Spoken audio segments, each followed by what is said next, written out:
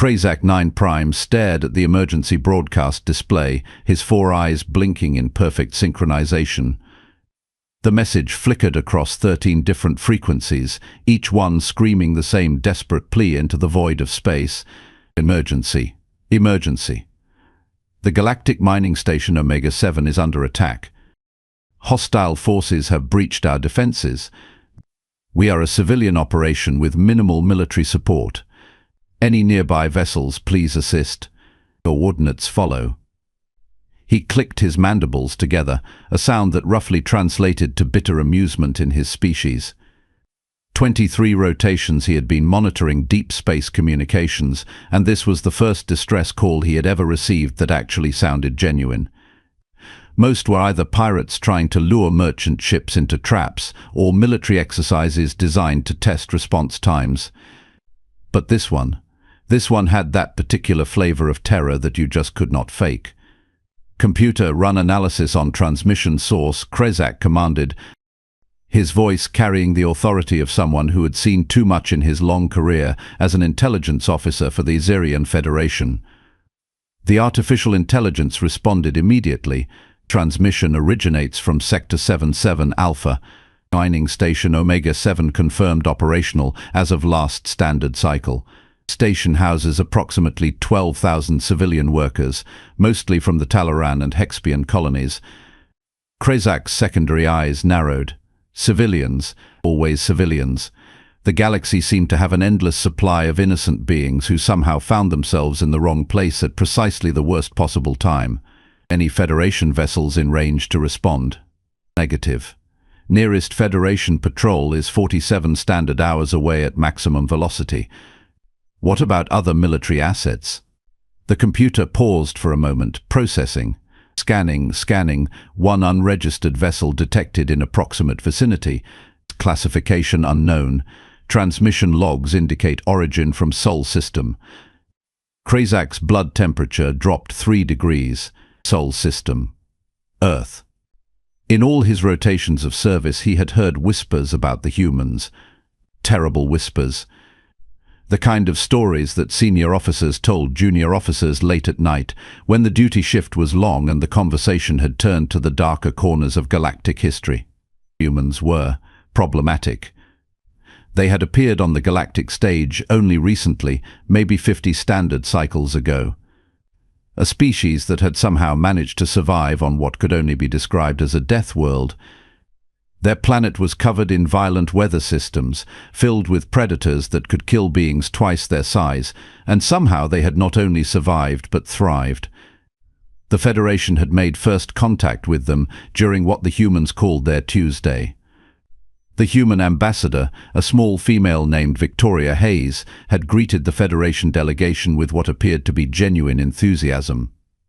She had offered them something called coffee and donuts, and had spent 3 hours explaining their species' history of warfare with the same casual tone most beings used to discuss crop rotations. Within one rotation, humans had petitioned for membership in the Galactic Defense Alliance. Within 2, they had been politely declined. Within 3, they had formed their own defense pacts with 6 different species who had previously been at war with each other. The humans, it seemed, had a talent for making friends. More importantly, they had an even greater talent for making their friends' enemies very, very nervous. In computer, attempt to establish communication with the human vessel. Tempting connection established. The view screen flickered to life, revealing a human face that Krazak immediately recognized as belonging to the male gender. The human appeared to be middle-aged by their species' standards, with short brown hair and what humans called 5 o'clock shadow covering the lower portion of his face. His eyes were green, and they held an expression that Krazak found deeply unsettling. The human looked amused. Well, the human said, his voice carrying that distinctive accent that Federation linguists had identified as originating from the North American continent. If it isn't one of our Zerian friends. Afternoon, officer. Marcus Webb here, captain of the trading vessel Sweet Caroline. I'm guessing you picked up that distress call too. Krazak straightened in his command chair, falling back on diplomatic protocol. Greetings, Captain Webb. I am Intelligence Officer Krezak 9 Prime of the Xerian Federation. Yes, we have received the distress transmission from Mining Station Omega-7. However, I must inform you that this appears to be a military situation requiring trained personnel and appropriate equipment. Captain Webb's grin widened. Oh, I appreciate the concern, officer. Really, I do. But see, here's the thing about us humans. He leaned back in his chair, and Krezak could see what appeared to be several other humans moving around in the background of the transmission. We have this really annoying habit of showing up when people need help, even when those people are complete strangers. Even when helping them might get us killed. Captain, with respect, civilian vessels should not engage hostile military forces. The attacking fleet will likely consist of heavily armed warships with superior firepower and defensive capabilities. Yeah, about that. Webb's expression shifted slightly, and for just a moment Krezak glimpsed something that made his survival instinct scream warnings. We might not be exactly what you would call a typical civilian vessel. Before Krezak could respond, his sensor operator's voice cut through the bridge. Sir, long-range sensors are detecting the attacking fleet. 12 vessels, heavily armed. Configuration matches known Skulex raider patterns. Krezak's blood ran cold. Skulex raiders were not ordinary pirates. They were a nomadic warrior culture that viewed civilian casualties not as regrettable necessities, but as entertainment. They took prisoners only long enough to extract information about other potential targets. Everyone else was simply eliminated. Captain Webb, Krezak said urgently, you must withdraw immediately. Skulex raiders do not take prisoners. They do not negotiate. They will destroy any vessel that interferes with their operations. Captain Webb was quiet for a long moment, and when he spoke again, his voice carried a tone that Krezak had never heard from a human before. It was cold, professional, deadly. Officer Krezak, I need you to do me a favor. I need you to run a background check on my vessel registration. I need you to look up exactly what the Sweet Caroline is classified as in your Federation databases. Krezak hesitated, then activated his terminal. Computer, run detailed scan on vessel registration for Sweet Caroline, Captain Marcus Webb, Sol System Origin. The computer processed for several seconds longer than usual. When it responded, its synthetic voice carried what almost sounded like confusion. Unable to locate standard civilian registration. Cross-referencing with military databases, cross-referencing with intelligence databases, match found. Vessel Sweet Caroline classified as Humanitarian Relief and Resource Recovery Specialist. Captain Marcus Webb, former commander, Earth Defense Force Special Operations Division. Vessel crew complement, 47. Mission classification, restricted. Krezak stared at the display in growing alarm. Captain Webb, what exactly is a Humanitarian Relief and Resource Recovery Specialist? Webb's grin returned, but this time it held no warmth whatsoever. It's what we call ourselves when we are not allowed to call ourselves what we really are. See, the thing about humans, officer, is that we have spent our entire evolutionary history learning how to kill things that were bigger, faster, and stronger than we were. We got really, really good at it. The transmission shifted, and Krezak could see more of the human ship's interior. What he saw made his mandibles click involuntarily. The corridors were lined with equipment that looked nothing like standard civilian gear. Weapons lockers, armor stations, and humans, lots of humans, all moving with the purposeful efficiency of trained soldiers. When we joined the Galactic community, Webb continued, we discovered that there were beings out there who liked to hurt civilians. Beings who thought that just because someone was smaller or weaker or less technologically advanced, that made them fair game for slavery, torture, or worse. A new voice joined the conversation, and Krezak saw a human female appear beside Webb. She was shorter than the captain, with black hair tied back in what humans called a ponytail. Her eyes were dark brown, and they held the same unsettling expression as Webb's. "Hi there, officer," she said cheerfully. Lieutenant Sarah Chen, formerly of Earth Marine Force Reconnaissance. Just wanted to let you know that we have been tracking the Skullex raiders for about 6 months now. They have hit 14 civilian targets in the past year. We have been waiting for them to pick on someone who could actually call for help. Krazak felt his world tilting slightly. You have been hunting them? Webb nodded. The thing about distress calls, officer, is that they travel through space at light speed. By the time anyone receives them and responds, the attack is usually over. The raiders are gone, and all you find are wreckage and bodies. But this time, Lieutenant Chen added, we were already here. We have been following their movement patterns, staying just far enough away that their sensors would not detect us. When we heard that distress call, well, she shrugged. We figured it was time to introduce ourselves. Krazak watched in fascination and growing horror as the tactical display updated. The Skullex fleet was closing on the mining station, their weapons charging for the initial bombardment. But something else was happening. The human ship, which had been running silent at the edge of sensor range, suddenly lit up like a small star. Sweet Caroline to Mining Station Omega-7, Webb's voice broadcast on all frequencies. This is Captain Marcus Webb of Earth Defense. We have received your distress call and we are responding. Please maintain your position and prepare for immediate evacuation procedures. The response came immediately, filled with static and the sound of explosions in the background. Unknown vessel, this is Station Commander Dex 2 Alpha. We are under heavy attack. Skullex raiders have broken through our outer defenses. We have wounded and our shields are failing. We cannot evacuate, our transport vessels have been destroyed. Understood, Commander. We will handle the raiders. You just focus on keeping your people alive for the next 20 minutes. 20 minutes? Commander Dex's voice cracked with strain. Unknown vessel, there are 12 raider ships out there. They have enough firepower to level a small moon. You are just one ship. Webb looked directly at Krazak through the communication link, and his expression was absolutely terrifying in its calm confidence. Commander, I need you to trust me on this.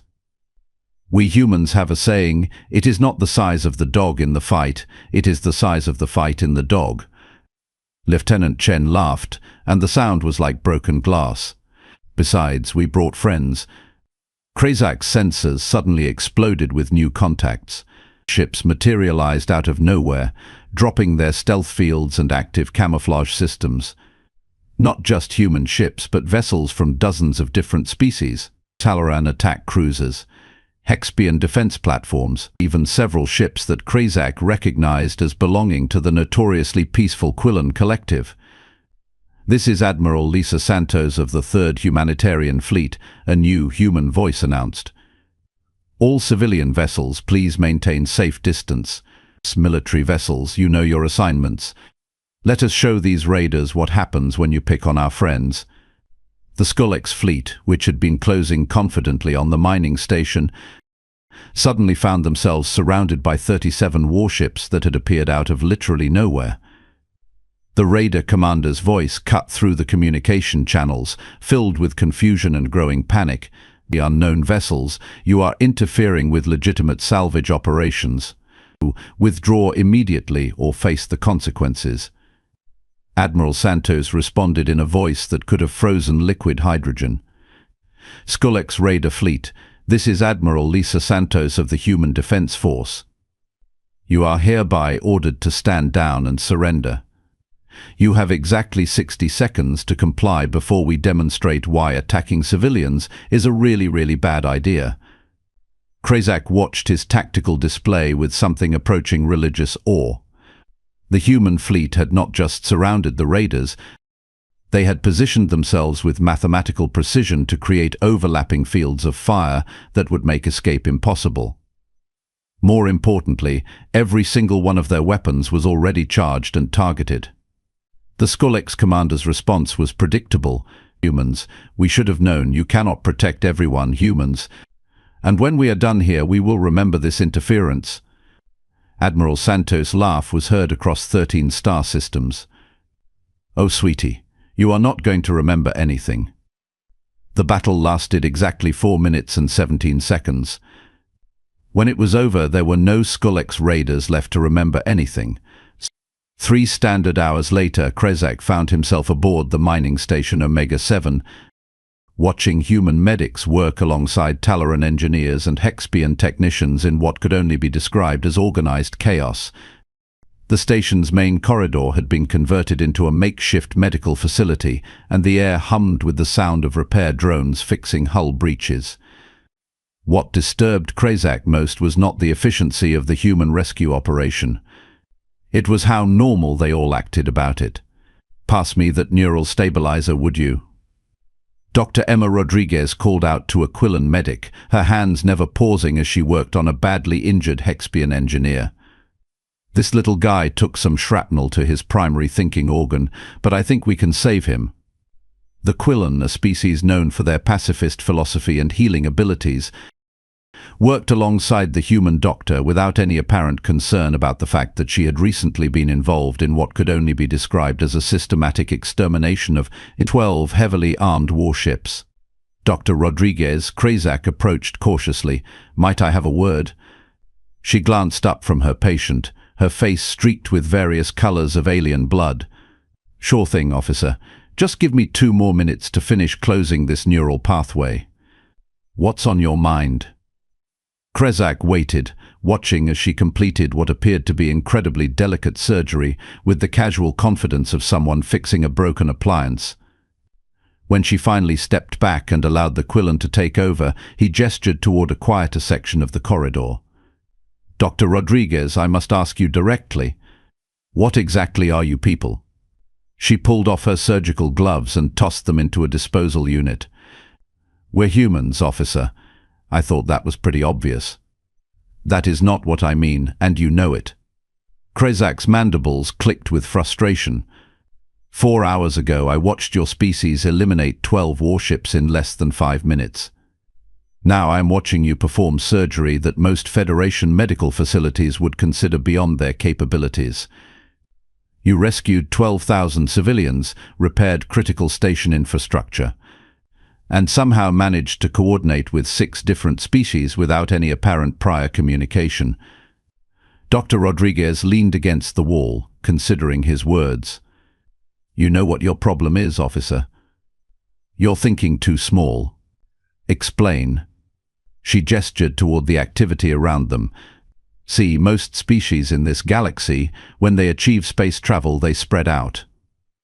They find nice, safe planets with reasonable weather and non-threatening wildlife. They build comfortable colonies and focus on maintaining their standard of living." Krezak nodded. This was basic galactic sociology. "Humans didn't get that option," she continued. "Earth tried to kill us for about 3 million years.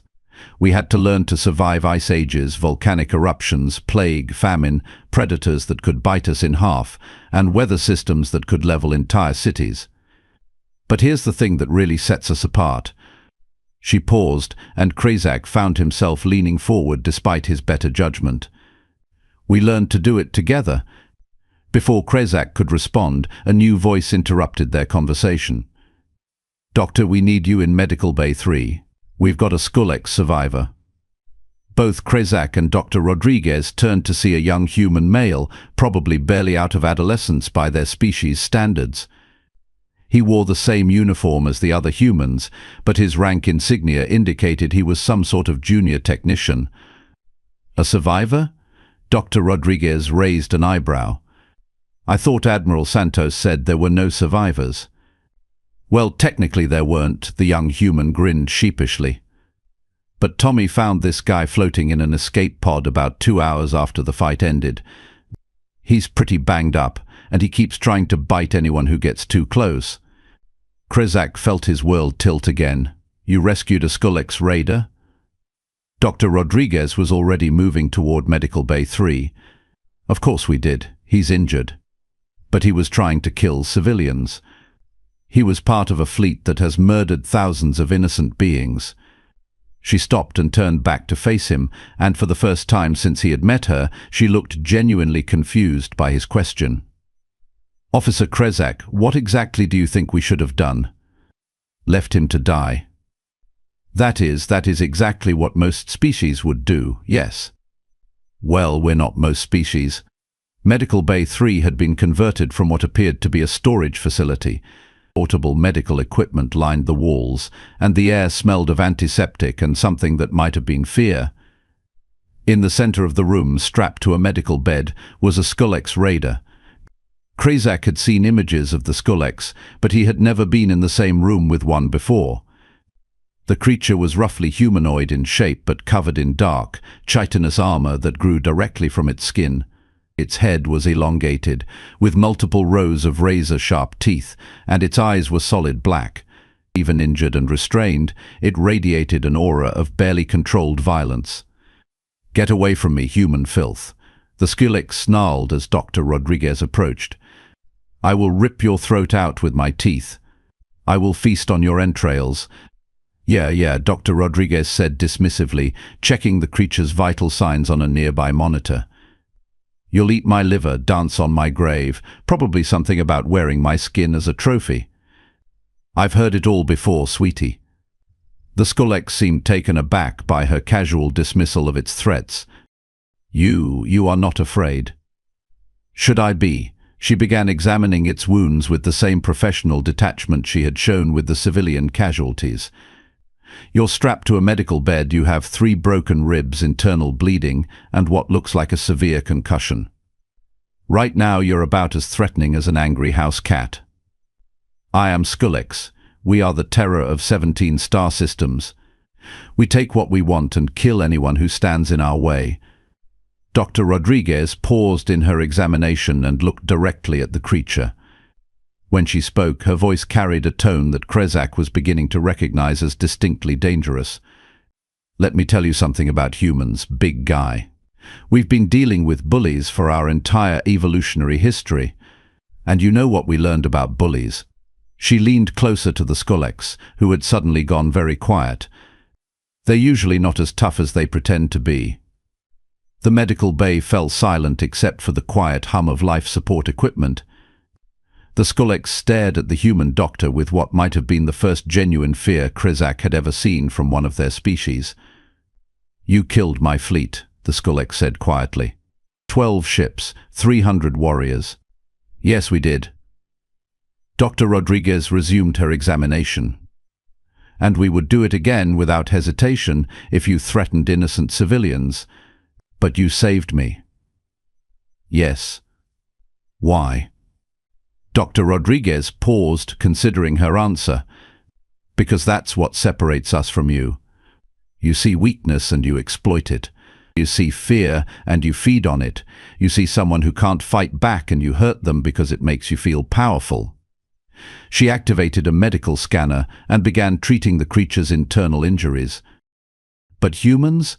We see someone who's hurt and we try to help them, even if they're our enemy, even if they would kill us given the chance. Because the moment we stop caring about life, all life, we become exactly what we're fighting against." The Skulex was quiet for a long time, watching as the human doctor worked to save its life. Finally it spoke again, and its voice was different, smaller. "What will you do with me now?" "Fix you up, make sure you're healthy, then turn you over to Federation authorities for trial." She looked up from her instruments. "Though I suspect you'll be spending a very long time in prison. My people will not accept this. When they learn what happened here, they will send more fleets. Bigger fleets." Dr. Rodriguez smiled, and Krazak felt his blood temperature drop several degrees. "Oh, sweetie, you really don't understand what happened here today, do you?" She activated a wall display, showing what appeared to be a galactic map. Red dots marked locations throughout several sectors. This wasn't just about saving mining station Omega-7. This was about sending a message. Every Skulex fleet in this quadrant has been eliminated. Every raider base has been located and neutralized. Every slave ship has been boarded and its prisoners freed. The Skulex stared at the display in growing horror. Impossible. We had ships scattered across 12 systems, sad being the operative term. Captain Webb's voice came from the doorway as he entered the medical bay. Turns out when you spend 50 years building a network of species who all agree that hurting innocent people is wrong, you can coordinate some pretty impressive operations. He approached the medical bed, and the Skullx instinctively tried to press itself back against the restraints. See, the thing about humans is that we're really good at making friends. And our friends, they're really good at sharing information. Navigation routes, supply caches, safe harbors. Amazing what you can accomplish when everyone involved actually wants to help. You cannot have eliminated all of us, the Skullx whispered. We are too spread out. Too numerous. Captain Webb activated a communication device on his wrist. Admiral Santos, could you give our guest here an update on Operation Pest Control? Admiral Santos' voice filled the medical bay. Certainly, Captain. Final tally: 47 Skullx vessels destroyed, 18 bases neutralized, approximately 4,000 prisoners liberated and returned to their home worlds. Total human casualties, 0. Total Allied casualties, 3 minor injuries. The Skullx made a sound that might have been a whimper. The thing about being pirates, Webb continued conversationally, is that everyone knows where you are. Every merchant ship you rob, every colony you attack, every distress signal you ignore, it all gets reported. And when someone like us decides to follow those reports back to their source, he shrugged. Well, let's just say it doesn't end well for the pirates. Krazak found his voice at last. Captain Webb, what exactly is the humanitarian fleet? I have never heard of such an organization. Webb's expression grew serious. It's what happens when humans get tired of being reactive. For years we responded to distress calls, showed up after the fact, rescued survivors and helped rebuild. But eventually we realized we were fighting the symptoms instead of the disease. Dr. Rodriguez finished her work on the Skullx and began packing up her equipment.